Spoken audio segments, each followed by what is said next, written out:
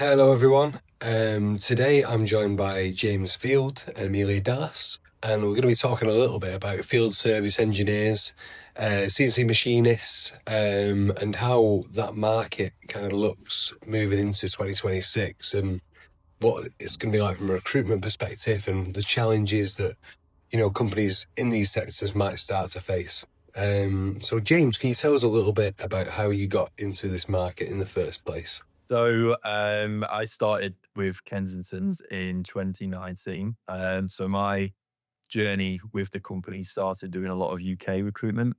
So our original mantra for the business was recruiting engineering talent in, especially in the northwest of England. So that's where the majority of my work was. So recruiting anywhere from quality engineers, production engineers, up to even did financial jobs, that kind of stuff. So it was a real mixed bag that I was doing. I moved more into additive and US recruitment a few years ago now. And since then, I've taken a key focus on machine tools. So the majority of my work, we had a couple of clients who were doing additive manufacturing, but their main business was CNC machining. So it was a natural transition for us to start recruiting in that field. What about you, Miriam? Tell us about your whole career and life story. Yeah, I started just under 3 years ago now. And when I joined, I started with joining James on the machine tool side in the US. Mainly started on field service engineer jobs. Since then, I've done anything from field service, applications, sales, yeah, and then like C-suite positions as well. Yeah, just in the in machine tool space. It's good to get an intro to both of you and what you do. Obviously, James, you come out of the British market as it was into the American one. What are the big differences between recruiting in US and UK? Yeah, I mean the UK market's very populated from recruitment. So the amount of recruitment companies in the UK compared to the US, when you factor like the population differences, is extreme. Like it's a very yeah. There's a ton of recruitment companies basically in the UK. So it was very competitive. And it led to we obviously had to build up more like offerings to our clients, so like video interviewing and stuff to kind of set ourselves away from the pack a little bit and really going through interviewing candidates and properly assessing them. What we found in the US is maybe that's not something that's done as much just because there's not as many recruitment agencies. So we brought the techniques that we were to be competitive in the UK market over to the US, and that's been what's been received better than anything really in the machine tool market in the US has been the amount of like quality check that we go through with candidates before submitting a resume, and then following the process through from actually submitting a resume all the way through to a placement. Feedback we've had is that in the US recruiters maybe just send a resume and then leave you to it, where we will be constantly talking to the candidate and the client, making sure everything's on track, giving feedback on both ends. So that's been the major difference I found really is just levels of standards maybe been a little bit different, but being doing the UK stuff has really helped that because we've had to bring stuff over which set us apart in the UK, but it really sets us apart in the US. If that Yeah, no, that's really good. Yeah, that's quite. But obviously, it's different kinds of candidate as well. I imagine. yeah You get completely different kinds of people. yeah, I mean if maybe. I mean, yeah. I mean, engineers in the UK versus engineers in the US, it's very similar, really. At the end of the day, it's yeah. I wouldn't say overly different in terms of candidates. What I will say is maybe people in the US buy into it more than the UK. In the UK, if you're an engineer, you'll get an absolute flood of calls on a hourly basis from recruiters. Where I think it's maybe a little less consistent in the US. But yeah, in terms of candidates, I think it's fairly similar. I think maybe US we've maybe found it maybe they're a bit more friendlier actually than the UK people. That's maybe the only difference I really see. That's why we're recruiting there. No, so what about Amelia? Obviously, I don't know. Did you do much recruitment in the UK before you started in US stuff? I did previously. I did IT recruitment in the UK for a little bit. But yeah, that was completely different. But yeah, when I joined Kensington's, I went straight into the US for the engineering side. I think one thing that stands out as well, we just specialize in a special niche. So like machine tools, some companies will just do engineering. So I've had quite a few clients that will be like, oh, well, they're sending us candidates, but they've not got much CNC experience. But with us specializing in machine tools, we do really know the niche and the skill set that they're looking for. Nice. No, it's definitely a big thing, I think, because like you say, so many recruiters out there, particularly in the UK, generically recruiting. So I think holding a niche is a really good thing. I think, like, obviously, we discussed this prior to the podcast, like about the kind of main things going on in the market right now and what you end up speaking on the phone with people about a lot. So I suppose like the first one of those really is kind of like the problem with the aging workforce and people, retiring and leaving those skills gaps. Can you give us like a bit of an example? I mean, like, have you seen that play out like on the phone and when you're speaking to clients and candidates? Yeah, I think especially with say field service, a lot of younger people aren't really getting into CNC field service work. Maybe that's because of the travel requirements, or there's just not a lot of like advertisement of to get into the industry. Yeah. So it's becoming quite hard to find the right level of skill that the clients need. Yeah, around 40% of CNC and machine tool engineers are now over 55. So it's going to come to a point where they are all retiring. So I think a key thing is training and yeah, advertising how to get into the industry to keep the skill. Maybe making it sexy again. Yeah, yeah, making it appealing, which kind of brings into like the benefits and stuff. Like companies need to make it attractive for these candidates to come and work for them with whether that's like pay benefits. Yeah, they need to make it attractive. That's a big thing. Right? Have you seen a difference in, obviously, we're recruiting for a number of different um, clients at one time. Do you think the clients are now more open to maybe raising the pay bar a little bit to get the candidates they want? Is that still an issue you run into quite a lot in the job? It's company by company really. I mean, there are some that yeah, I mean, like any industry, any field, that they're going to be behind on the salary trend. And I mean, I guess I mean Amelia brought up like field service engineers in particular. I mean, every CNC company we've ever done recruitment with, they all then and they all now need field service engineers. Like it's a constant.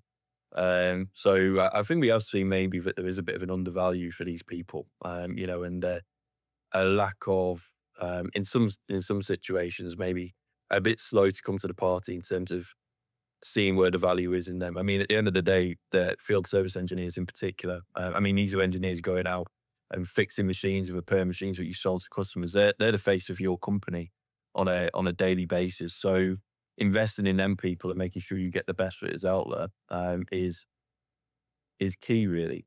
So we have seen, yeah, there have been some companies out there who are maybe 10, 15 years even behind the trend in where they need to be in terms of salary. And that might not the results of that might not be apparent now, but you really hurt it from that. But maybe in 5 years' time, when you sold these machines and it's, customers are asking for them to get repaired or whatever, that's when you'll start to feel the effect of it. If you're not able to properly uh, service with your customers, you're not able to provide proper customer service, that's when you'll really start to feel the pain from that because, you won't get that repeat business from their customers. So Yeah, a very important part. The process in it, I think, to get the pay right. Obviously, that's something we focus on quite a lot is salary surveys and getting like like a temperature for where the market's at, really. So I suppose the other question as well around pay and benefits is what like are these field service engineers wanting when you speak to them on the phone? What's the difference for them between maybe taking job or staying in the current one? What kind of benefits are they after? I think if a company has enough field service engineers to make them regional based. So they're not having to do so much overnight travel. That's a big help because a lot of these engineers are wanting a better work-life balance. So yeah, being home at night to see the kids or the family, that's a quite a big benefit. And then yeah, the pay that it needs to be there. Some companies are very behind. Not all of them, like some of them are paying a good rate, but yeah, the pay definitely is a big factor. Yeah. I'd say training as well. I think there's one thing we've seen is there's a really good attitude there from engineers wanting to really buy into training and getting better on these machines and learning as much as they can. So yeah, that's often a real good attraction for engineers is if there's a really good training plan in place and they see the benefits of that. They're not just going to be left to go out to a customer on the first week and just left to their own devices. If they can see that there's a proper training plan in place and they're going to, the company's going to invest in that, that makes a lot of difference as well, actually. Suppose that's a big thing for longevity as well. Like you say, with all these other, what these oldest field service engineers retiring, that gap's got to get filled. They need to be training up these newer staff. I suppose, would you say that feeds into your recruitment that maybe you don't want to employ someone necessarily who's fully skilled up, rather you want to get someone who's a bit, young, enthusiastic, wants to be trained, and then train them into the job. Would you say that's a good solution for maybe the skills gap? It is, but I think a lot of companies are already stretched as it is. So a common requirement we get is obviously, well, we want somebody experienced because we've not got the people on site they've not got the time to be training these people and stuff. So we've got to find somebody experience for it. So it's a really hard issue to fix, really, because obviously we can see the need why people would need somebody experienced. They can go to a customer pretty quickly, as they join the company and stuff. And yeah, the resources are already stretched. You've not got time for having one of your top engineers not going off site, going to customers and spending more time on site, training new staff. So it's a real tricky, tricky solution. I mean, yeah, maybe talking to more people from schools and stuff, from colleges and stuff is going to be key. But then, yeah, this is Amelia said, it's making it more attractive to people going into an engineering position. What can you add? Maybe the value of maybe engineers compared to other jobs is maybe going to be going up over time as well, I would say. So yeah, it's just trying to make it as attractive as possible, getting more people into this field and keeping people who are in the field in it, Yeah. not losing them to other aspects, I guess. I think as well, like I've worked with a few companies that have like special different like perks, which also is quite nice. Like when you can tell a candidate like, oh, they have this, like something like an overnight travel bonus or something like an extra.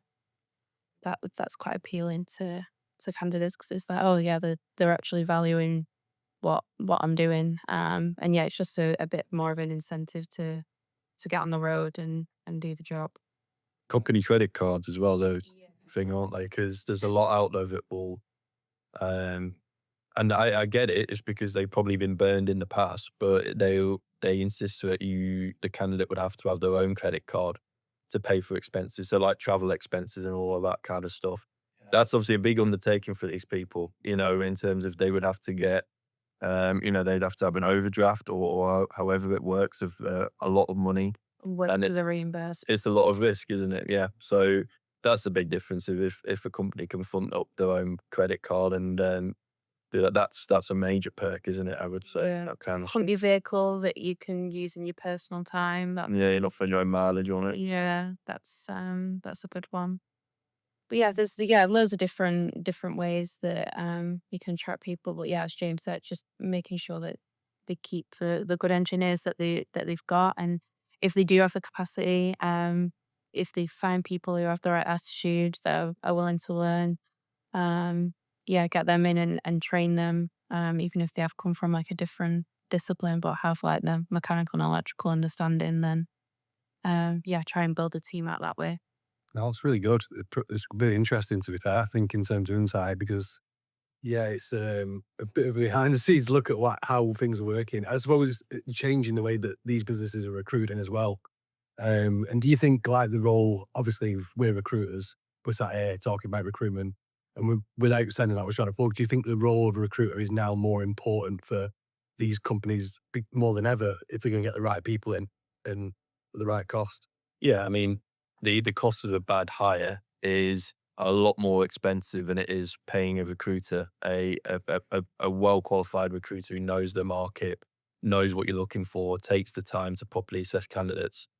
That cost of paying that recruiter is going to be a lot less than you hiring somebody who's not a right fit, and you're going to have to go back out to market and find somebody else. Just from a time perspective, time wasted and training resources and manpower resources, all of that time and resources wasted on a bad hire. If you're spending that money on a recruiter who you've got trust in, who's going to find the right people for you, then yeah, that is a big thing, and that you will see the benefit of that long term within your business, making sure that it's right first time hire basically, as opposed to quick, just get it done out of hire, if you know what I mean. Also, no, that's just it's a big thing, yeah, for sure. No, it's brilliant. Well, thanks very much, guys. Thanks for coming on the podcast or whatever it is we call it these days. But yeah, no, thanks very much for your time. And we'll catch you later.